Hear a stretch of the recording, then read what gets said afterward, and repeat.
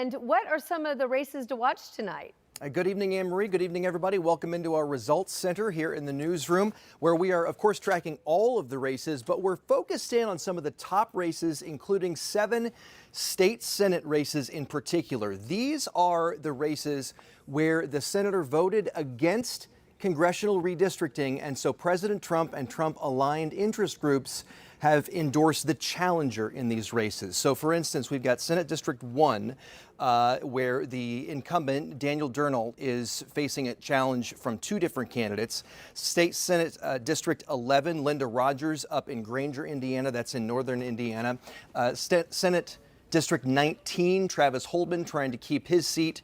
District 21, James Buck trying to keep his seat over Tracy Powell. You've probably seen a lot of commercials regarding that one. Real quickly, I want to go over here and talk about this district, though. This is District 29.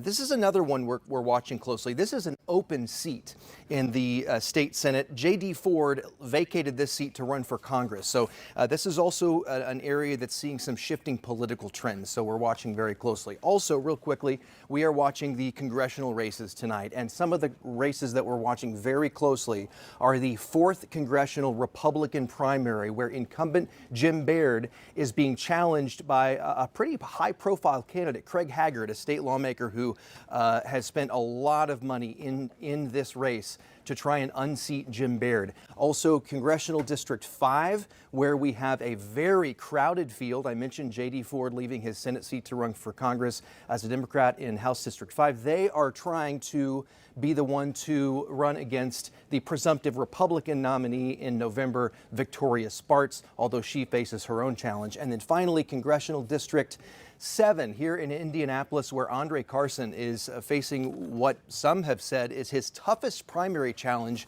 in all of his years in Congress.